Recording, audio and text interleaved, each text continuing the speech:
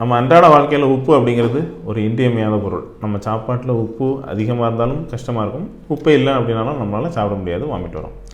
இதில் உப்பு எந்த உப்பு சிறந்தது அப்படிங்கிறது தான் இன்றைக்கி எல்லாரோட ஒரு மிகப்பெரிய டவுட்டாகவும் இருக்குது.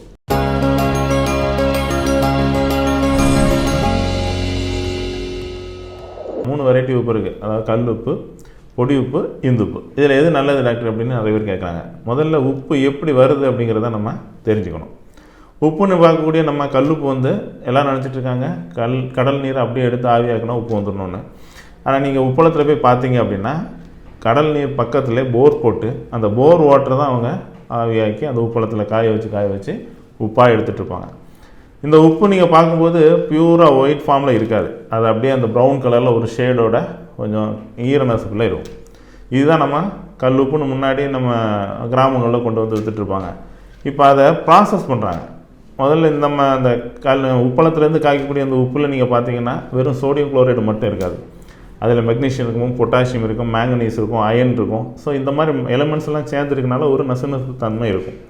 இதை ப்யூரிஃபை பண்ணி நல்லா ஒயிட் கலரில் வரணும் அப்படின்னா நம்ம இந்த மிச்சம் உள்ள எலமெண்ட்ஸ் எல்லாம் எடுத்துகிட்டு சோடியம் குளோரைடு மட்டுமே ப்ரிப்பேர் பண்ணால் ப்ராசஸ் பண்ணுவாங்க. அங்கே தான் இருக்குது பிரச்சனை. நம்ம இந்த எலமெண்ட்ஸ் எல்லாமே நம்ம ஹார்ட் ஃபங்க்ஷன், மசில் ஃபங்க்ஷன், மற்றபடி நம்ம லிவருக்குள்ள எல்லா ஆர்கனுக்கும் தேவையான எலமெண்ட்ஸும் இந்த காமன் சால்ட்டுன்னு சொல்லக்கூடிய கல் உப்பில் இருக்குது. நம்ம இதை எவ்வளோ தூரத்துக்கு ப்யூரிஃபை பண்ணி சோடியம் குளோரைடு ஃபார்மில் ஆக்குறோமோ அவ்வளோ தூரத்துக்கு நம்ம உடம்புக்கு தேவையான மினரல்ஸ் எல்லாம் இழந்துட்டுருக்கோம் அப்படின்னு அர்த்தம். ஸோ இப்போ இந்த கல்லுப்பை திரும்ப நீங்கள் பொடிச்சு வரும்போது நம்ம சாதாரணமாக நீங்கள் கல்லுப்பை எடுத்து மிக்சியில் போட்டு அடிச்சிங்கன்னா நல்ல ஒரு ஒயிட் ஃபார்மில் வந்தாலும் இப்படி மணலாக கீழேருந்து விழாது, ரொம்ப நைஸாக இருக்கா, ஸ்டிக்கியாக தான் இருக்கும். ஸோ அதை திரும்ப ப்ராசஸ் பண்ணி கிடைக்கிறது தான் நம்ம டேபிள் சால்ட்டுன்னு சொல்கிறது.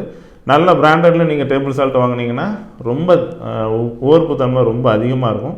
கொஞ்சமாக பிஞ்சை போட்டாலே உங்களுக்கு அந்த உப்பு சால்ட்டி டேஸ்ட்டு கிடச்சிரும்.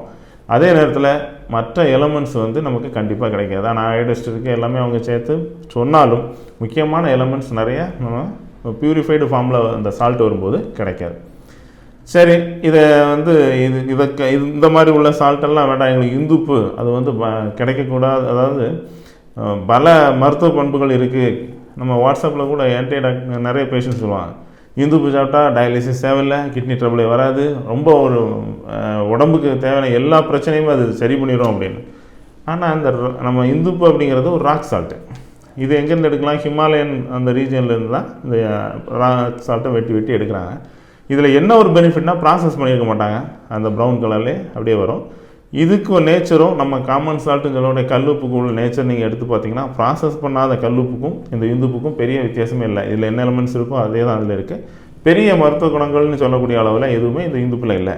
என்ன பெனிஃபிட் அப்படின்னா நம்ம இந்த ப்ராசஸ் சொன்னாலே அந்த மற்ற எலமெண்ட்ஸ் எடுக்காமல் இந்த இந்துப்பில் உள்ள அந்த எலமெண்ட்ஸ் இருக்கும். சரி, இதை நம்ம எப்படி யூஸ் பண்ணலாம் மருத்துவத்தில் அப்படின்னு சொன்னால், இந்த கல்லுப்பை எப்படி ப்ராசஸ் பண்ண சொல்லியிருக்காங்கன்னா, ஒரு பாக்கெட் நீங்கள் இப்போ கல்லுப்பு எடுக்கிறீங்கன்னா ஒரு கைப்பிடி முருங்கை இலை போட்டு நல்லா வறுக்கணும். வறுத்தீங்க அப்படின்னா நல்லா அந்த முருங்கை இலை சாம்பலாகி அப்படியே பறக்க ஆரம்பிக்கும். அந்த ஸ்டேஜில் இறக்கி லேசாக புடைச்சிட்டு நீங்கள் அதை ஒரு பீங்கான் ஜாலில் வச்சு யூஸ் பண்ணும்போது இந்த மருத்துவ குணம் அந்த சால்ட்டில் உள்ள நேச்சர் அப்படியே இருக்கும். தேவையான எந்த எலமெண்ட்ஸும் போயிருக்காது. நமக்கு நல்லா யூஸ் பண்ணுறதுக்கும் நல்லா இருக்கும், உடம்புக்கும் நல்லது. ஒரு நாளைக்கு எவ்வளோ நமக்கு உடம்புக்கு தேவை உப்பு அப்படின்னு பார்த்தா 5 கிராம் தான். நம்ம உப்பே இல்லாமல் எடுத்தாலும் நம்ம நீங்கள் பார்த்துப்பீங்க, நம்ம டிஎன்எஸ் அதாவது என்எஸ் நார்மல் சலைன், நம்ம இப்போ யாராவது மயக்கம் போட்டாலோ இல்லை ரொம்ப டீஹைட்ரேட்டானோ ட்ரிப்ஸை ஏற்றுறோம்.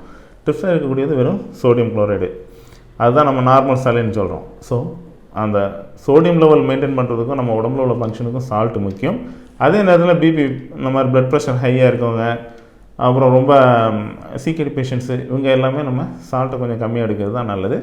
ஆக்சுவலாக ரெக்கமெண்டட் சொன்னால் 5 கிராம் தான் நல்லா இருக்க ஒரு பர்சனுக்கே சொல்லியிருக்காங்க. நம்ம டிசீஸ் கண்டிஷனில் 3 கிராமாக குறைச்சிக்கணும். இப்போ நீங்களே ஒரு முடிவு பண்ணிக்கணும், நமக்கு இந்துப்பு வேணுமா இல்லை கல்லுப்பு ப்ராசஸ் பண்ணிக்கலாமா அப்படின்னு.